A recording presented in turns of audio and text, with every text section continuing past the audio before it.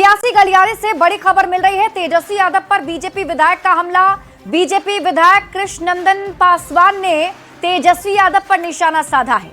तेजस्वी यादव के अध्यक्ष बनने से कोई फर्क नहीं पड़ेगा और उन्होंने ये भी कहा कि बिहार की सियासत में तेजस्वी से कोई फर्क पड़ने वाला है ही नहीं।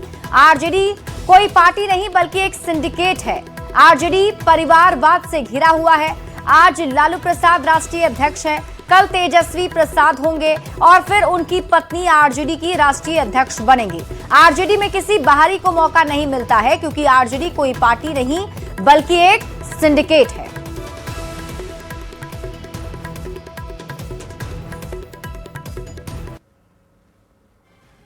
अरे वो राष्ट्रीय अध्यक्ष बन जाए, अंतर्राष्ट्रीय अध्यक्ष बन जाए, क्या फर्क पड़ता है भाई। बस उसका तो एक तरह सा परिवारवाद की सिंडिकेट है। लालू के बाद में तेजस्वी या तेजस्वी के बाद में उसका पत्नी जो हो, वह पार्टी नहीं है। वो राष्ट्रीय अध्यक्ष और अंतर्राष्ट्रीय अध्यक्ष कुछ बन जाए। एक देहाती कहावत है, अपने मुंह मियाँ मीठू। और इस वक्त की बड़ी खबर आपको बताते हैं। नीट छात्रा अनामिका मौत मामले से जुड़ी बड़ी खबर मिल रही है। पटना पुलिस का आधिकारिक बयान सामने आ गया। खुदकुशी से जुड़ा है ये पूरा मामला, सिटी एसपी की तरफ से कहा जा रहा है। उन्होंने ये भी कहा कि अनामिका ने सुसाइड नोट भी लिखा था। कमरे से पुलिस ने सुसाइड नोट बरामद किया है। सुसाइड करने की वजह बताई थी। एफएसएल से सुसाइड नोट की जांच जारी है। दूसरे सबूतों की भी अब पड़ताल की जा रही है। जेल भेजा गया अनामिका का दोस्त और घटना के दिन मौके पर दोस्त गया था। वार्डन के साथ बाकी आरोपियों की जांच की जा रही है। दोषियों को बख्शा नहीं जाएगा। सिटी एसपी ने ये आश्वासन भी दिया। आपको बता दें कि जहानाबाद की बेटी की तरह ही औरंगाबाद की अनामिका भी पटना में नीट की तैयारी करने आई थी, लेकिन 6 जनवरी को उसकी भी संदिग्ध मौत हो गई थी। परिजन लगातार हत्या का आरोप लगा रहे थे। न्यूज 18 ने जब खबर प्रमुखता से दिखाई तो पुलिस प्रशासन ने जांच तेज की। हालांकि अब पुलिस इसे सुसाइड का मामला बता रही है।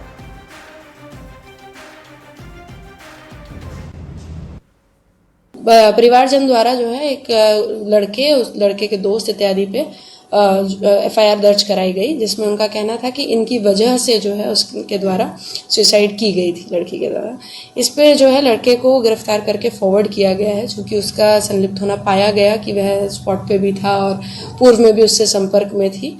चूँकि लड़की भी छोटी उम्र की थी, इसलिए इस पे कार्रवाई त्वरित रूप से की गई थी। बाकी के जो लोगों पे संदिग्ध किया गया है परिवार द्वारा, उन सब पे जांच अभी लगातार की जा रही है।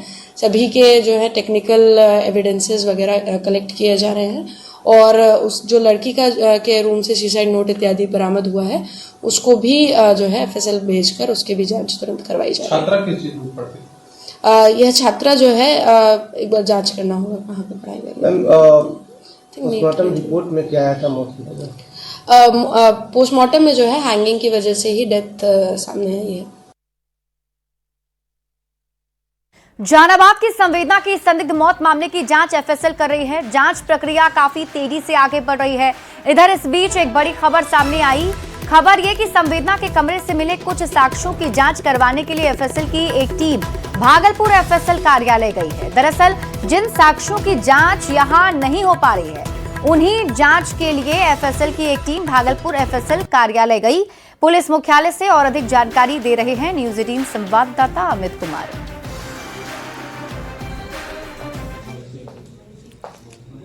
संदिग्ध मौत मामले की जांच जो है वो एसआईटी कर रही है। दूसरी तरफ एफएसएल की टीम जो है वो भी जो साक्ष्य संकलन किए थे हॉस्टल से, उसकी जांच कर रही है। और इस मामले में एक बड़ी खबर जो है वो सामने आई है कि एफएसएल की टीम जो है वो साक्ष्यों के सत्यापन के लिए, जांच के लिए जो है भागलपुर गई है।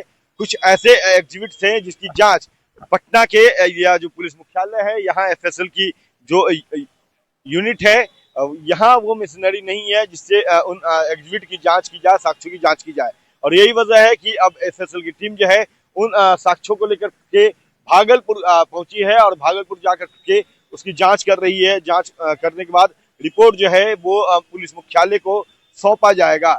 उस रिपोर्ट के आधार पे आगे की जो कार्रवाई है वो एसआईटी करेगी, क्योंकि साक्ष्य जो है वो बेहद अहम है इस मामले की गुत्थी सुलझाने के लिए। और लगातार एसआईटी अपने स्तर से अनुसंधान कर रही है, जांच पड़ताल कर रही है, लेकिन वैज्ञानिक एविडेंस जो है उसकी जांच जो है वो साइंटिफिक तौर पे हो, इसके लिए एफएसएल की टीम को जो है वो इस पूरे मामले की साक्ष्यों की जांच का जो जिम्मा जो है वो सौंपा गया है। और इसी क्रम में जो है एफएसएल की एक यूनिट जो है वो भागलपुर गई है उन साक्ष्यों के रिपोर्ट जांच करवाने के लिए, जिसकी जांच पुलिस मुख्यालय स्थित एफएसएल में नहीं हो सकती, क्योंकि यहाँ वो मशीनरी नहीं है, भागलपुर में है। इसलिए भागलपुर टीम पहुंची है और जांच के बाद जो रिपोर्ट आएगी उस सारे रिपोर्ट को एक जगह करने के बाद जो डायरेक्टर है उनका सिग्नेचर लिया जाएगा, फिर उस रिपोर्ट को जो है वो कोर्ट में प्रोड्यूस किया जाएगा। आगे की जो कार्रवाई है वो कोर्ट तय करेगी। एसआईटी की जो टीम है उसी रिपोर्ट के आधार पर अपना आगे का मंतव्य भी देगी और जो कार्रवाई है वो भी करेगी। फिलहाल एफएसएल की जांच पे सबकी निगाहें टिकी हुई है। अमित कुमार, न्यूज 18 पटना। और अब बात एक बार फिर जहानाबाद की छात्रा की मौत मामले की ही करते हैं, जिस पर बड़ा अपडेट सामने आया है। जहानाबाद से बड़ी खबर है। एसआईटी की जांच टीम जहानाबाद पहुंची। 2 लड़कों से एसआईटी ने पूछताछ की। जहानाबाद टाउन थाने में पूछताछ की गई। मखदुमपुर थाना क्षेत्र के लड़के बताए जा रहे हैं। पूछताछ के बाद दोनों को एसआईटी ने छोड़ दिया। नीट की तैयारी कर रही छात्रा की मौत मामले से जुड़ी ये बड़ी खबर आपको बता रहे हैं। 2 लड़कों से एसआईटी की टीम ने पूछताछ भी की। जहानाबाद टाउन में थाने में पूछताछ की गई है। मखदुमपुर इलाके के ये लड़के बताए जा रहे हैं और इसमें कई अहम बातें सामने आई हैं, ऐसी जानकारी भी मिल रही है। पूछताछ के बाद दोनों को एसआईटी ने छोड़ दिया है। बिहार सरकार ने राशन व्यवस्था को दुरुस्त करने के लिए अब तक की सबसे बड़ी वेरिफिकेशन ड्राइव शुरू कर दी है। पहले चरण में 57 लाख परिवार के आसपास के लोगों का राशन कार्ड से नाम कट जाएगा। यह कार्रवाई तब तेज हुई जब राशन कार्ड को आधार से लिंक किया गया और कई विभागों के रिकॉर्ड मिलान में बड़े पैमाने पर गड़बड़ियां सामने आई है। One nation one ration card scheme के लागू होने के बाद केंद्र सरकार ने सभी राज्यों से अपडेटेड और साफ डेटा मांगा है। इसके बाद बिहार में वेरिफिकेशन की रफ्तार और बढ़ गई। गलत दस्तावेज जमा करने वालों को विभाग नोटिस भेजेगा। 90 दिनों के भीतर उनकी पात्रता की दोबारा जांच होगी। अगर उल्लंघन की पुष्टि होती है तो संबंधित नामों को अस्थायी रूप से सूची से हटा दिया जाएगा। तक जो ये तो भारत सरकार से बराबर पत्राचार होते रहता है और अभी 57 लाख चिन्हित किए गए हैं, संदिग्ध है और उसमें 47 लाख का जांच भी हो चुका है और इसमें 3,72,000 का राशन कार्ड धारी का हट भी गया, डिलीट भी हो गया है। इसमें है कि जिनको 4 पहिया वाहन है या इनकम टैक्स पेई है या किसी कंपनी के डायरेक्टर हैं या 6 महीने तक अनाज नहीं उठा रहे हैं, तो इस तरह का इसमें प्रावधान है कि इस तरह के व्यक्ति यदि हैं तो उनका नाम इससे हटाया जाए। और अब बात पटना ही करते हैं। धनरुआ प्रखंड की सतपरसा पंचायत से रिश्वत लेने का मामला सामने आया है। पंचायत रोजगार सेवक राधा रमण प्रसाद पर रिश्वतखोरी का आरोप है। घूस लेते हुए वीडियो वायरल होने के बाद डीडीसी ने कार्रवाई का भरोसा दिया। धनरुआ थाना में प्राथमिकी दर्ज कर पंचायत रोजगार सेवक राधा रमण प्रसाद का अनुबंध तत्काल रद्द कर दिया गया है। आपको बता दें कि एक वीडियो सोशल मीडिया पर तेजी से फैल रहा था, जिसके बाद एक्शन लिया गया है।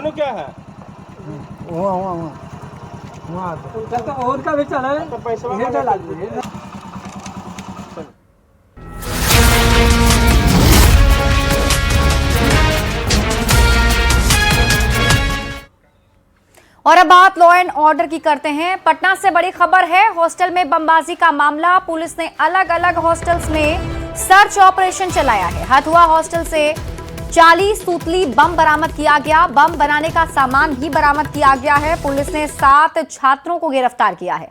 गिरफ्तार छात्रों से पुलिस अब पूछताछ भी कर रही है।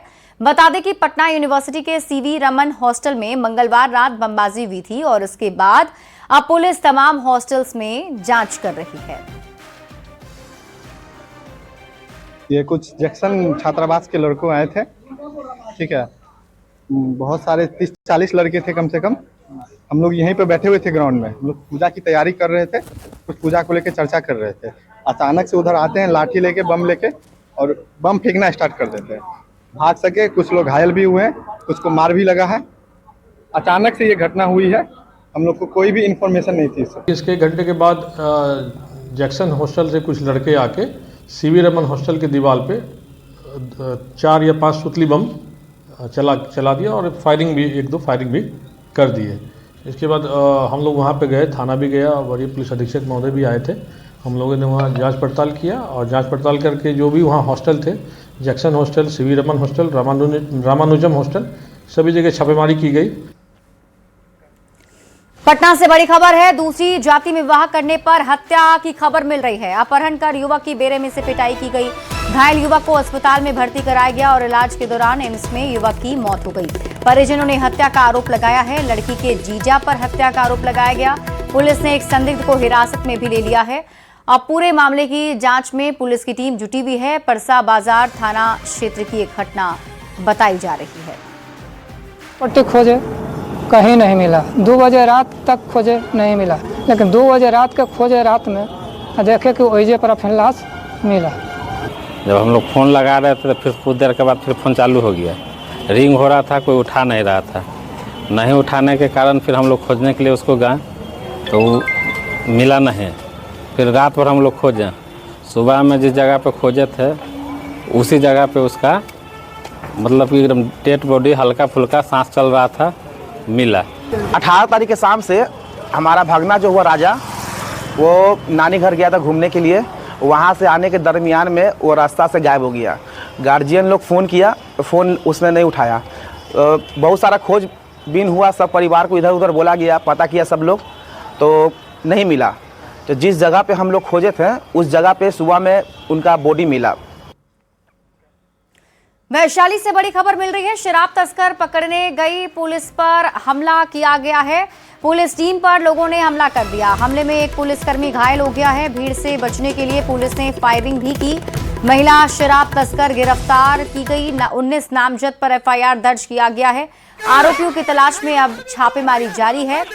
जुड़ावनपुर थाना क्षेत्र की घटना बताई जा रही है। तस्वीरें भी आपको दिखा रहे हैं, जिसमें आप देखिए जब पुलिस की टीम मौके पर पहुंची थी तो लोगों की तरफ से पुलिस पर हमला कर दिया गया है।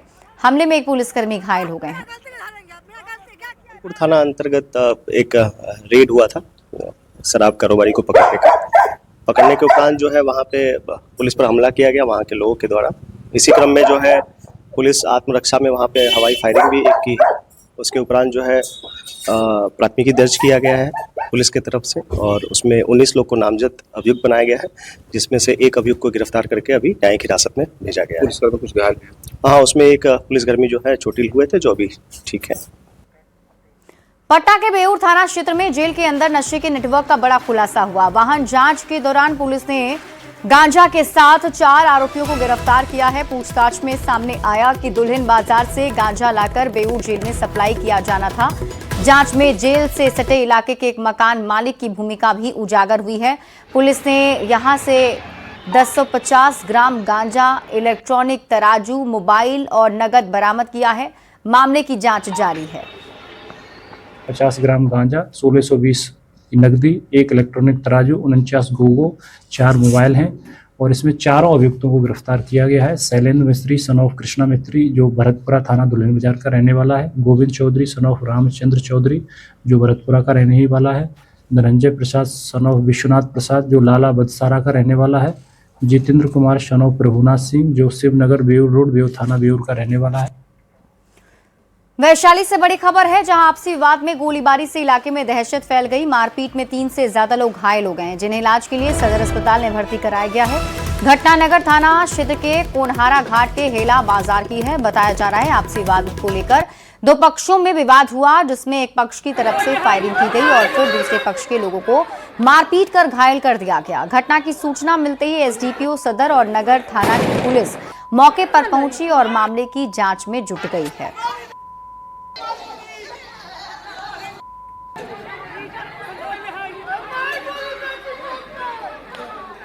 कल रात्रि में नगर थाना क्षेत्र में हेला बाजार है, वहाँ पे 2 पक्षों के बीच में जो है आपस की विवाद था कि मेरे खेत की तरफ से क्यों जा रहे हो, आने जाने को लेकर के जो है विवाद बढ़ गया और बढ़ने के उपरांत जो है मारपीट हुआ और मारपीट के उपरांत फायरिंग की बात सामने आई थी।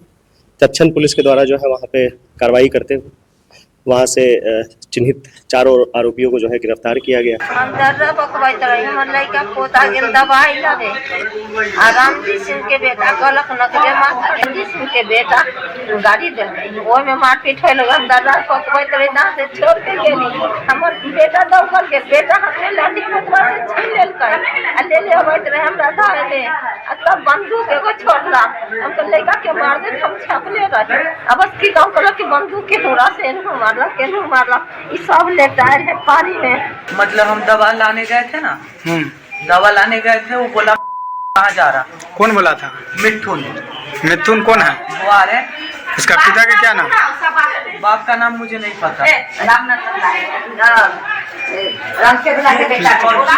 मिथुन नाम है। हाँ, क्या गाली दिया था? गाली दिया था कि इधर कौन सी करे। मोतिहारी से बड़ी खबर मिल रही है। युवती का शव मिलने से इलाके में सनसनी फैल गई। तुरकोलिया थाना इलाके का ये मामला बताया जा रहा है। शव मिलने के बाद पुलिस को मामले की जानकारी दी गई, जिसके बाद मौके पर पहुंची पुलिस ने एफएसएल की मदद से जांच शुरू कर दी है।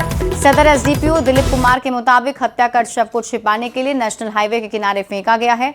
मृतका की पहचान नहीं हो पाई है। बताया जा रहा है कि युवती की उम्र 20 साल के करीब होगी। पोस्टमार्टम के बाद ही कुछ साफ हो पाएगा। जाने वाली एनएच है और भेला छपरा गांव है, थाना तुरकोलिया में पड़ता है। रोड किनारे डेड बॉडी मिलने की सूचना प्राप्त हुई थी, तो उसमें सबसे पहले एसएचओ अपनी टीम के साथ में आए थे और घटनास्थल को हम लोग सुरक्षित कर दिए। किसी भी पब्लिक को आने जाने पर रोक है। अभी तक बॉडी का पहचान नहीं हो पाया है। बॉडी का ये है वर्णन कि ये लगभग 20 बरस की युवती है और हम लोगों को डाउट है कि जिसकी हत्या हुई है कहीं ना कहीं, और ला करके डेड बॉडी को यहाँ पर छुपाने की नीयत से फेंक दिया गया।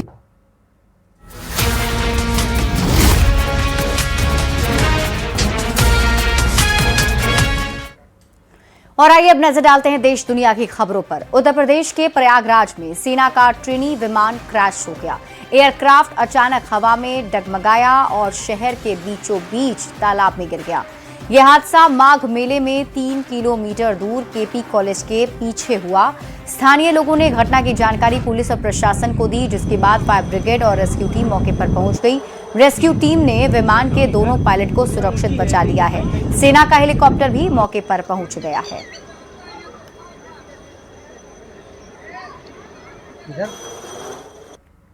अमेरिकी राष्ट्रपति ट्रंप की ईरान को बड़ी धमकी। ट्रंप ने ईरान को उड़ाने की धमकी दी है। ट्रंप ने कहा है कि कुछ भी हुआ तो ईरान को उड़ा देंगे। ईरान की धमकी पर ट्रंप का पलटवार। ईरान ने भी हमले की धमकी दी थी और उसके बाद अब देखिए डोनाल्ड ट्रंप की तरफ से भी बड़ी धमकी ईरान को दी गई है। ट्रंप ने कहा कि कुछ भी हुआ तो ईरान को उड़ा देंगे।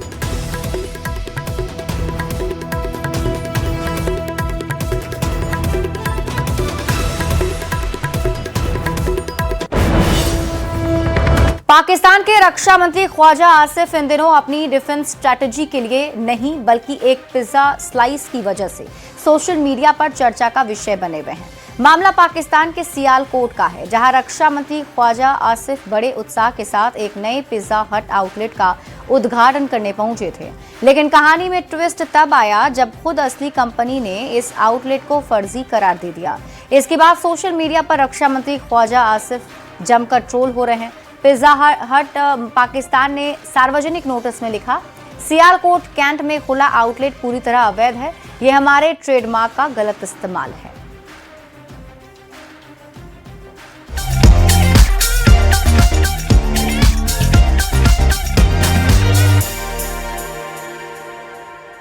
और अब बात मनोरंजन जगत की करते हैं। भोजपुरी अभिनेता पावर स्टार पवन सिंह एक पार्टी के दौरान अचानक गुस्से में आ गए और स्टेज से ही युवक को मारने के लिए आगे बढ़ने लगे। वहां मौजूद सुरक्षाकर्मी और लोगों ने उन्हें किसी तरह रोका। इसी बीच पार्टी में मौजूद बाउंसर्स ने उस युवक को पकड़ लिया और खींचकर बाहर किया। इस दौरान युवक के साथ धक्का मुक्की भी की गई। भोजपुरी स्टार पवन सिंह 20 जनवरी को लखनऊ में भोजपुरी सिंगर गुंजन सिंह के बर्थडे पार्टी में शामिल हुए थे। इसमें एक्ट्रेस महिमा सिंह भी मौजूद थी। मंच से पवन सिंह जब गीत गा रहे थे, इसी दौरान युवक ने कुछ कमेंट किया, जिसके बाद पवन सिंह गुस्से में आ गए।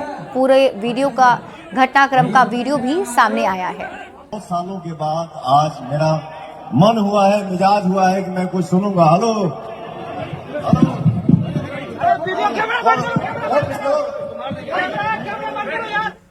बॉलीवुड अभिनेत्री करिश्मा कपूर के पूर्व पति और बिजनेसमैन रहे संजय कपूर की मौत के बाद संपत्ति को लेकर विवाद थम नहीं रहा है।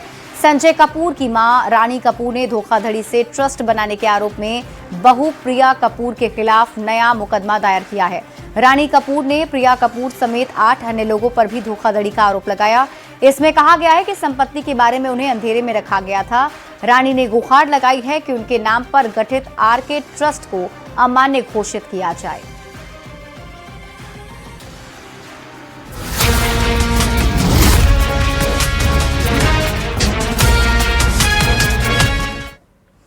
और अब खबरें कारोबार और बाजार से जुड़ी हुई आपको बताते हैं। फूड डिलीवरी और क्विक कॉमर्स सेक्टर की दिग्गज कंपनी जोमैटो और ब्लिंकिट की पेरेंट कंपनी इटर्नल के शीर्ष नेतृत्व में एक बड़ा फेरबदल हुआ है। कंपनी के संस्थापक दीपेंद्र गोयल ने इटर्नल के सीईओ पद से इस्तीफा दे दिया।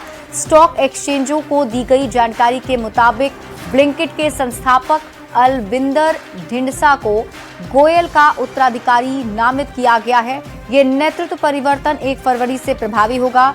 अलबिंदर अब ग्रुप सीईओ के रूप में कार्यभार संभालेंगे और कंपनी के दिन प्रतिदिन के कामकाज का नेतृत्व करेंगे।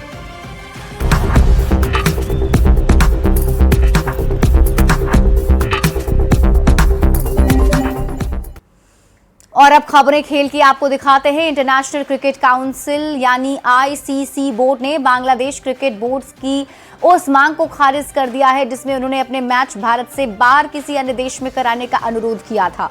ये प्रस्ताव वोटिंग के लिए रखा गया था जिसमें बीसीबी को करारी हार का सामना करना पड़ा। आईसीसी ने बीसीबी को अपनी सरकार को सूचित करने को कहा। अड़े रहने पर बांग्लादेश को टूर्नामेंट से बाहर का कर स्कॉटलैंड को मौका दिया जा सकता है। कुल 16 देशों की वोटिंग में से 14 ने बांग्लादेश के प्रस्ताव के खिलाफ वोट किया, जबकि सिर्फ 2 देशों पाकिस्तान और बांग्लादेश ने इसके समर्थन में मतदान किया। ओलंपिक पदक विजेता भारतीय बैडमिंटन स्टार साइना नेहवाल ने खेल से संन्यास ले लिया है। संन्यास की पुष्टि करते हुए कहा कि उनका शरीर अब एलीट खेल की मांगों के अनुरूप उनका साथ नहीं दे रहा। लंदन ओलंपिक 2012 की कांस्य पदक विजेता साइना ने आखिरी प्रतिस्पर्धी मैच 2023 सिंगापुर ओपन में खेला था। उन्होंने एक पॉडकास्ट में कहा कि मैंने 2 साल पहले ही खेलना छोड़ दिया था। मुझे लगा कि मैंने अपनी शर्तों पर खेलना शुरू किया और अपनी शर्तों पर ही विदा लूंगी।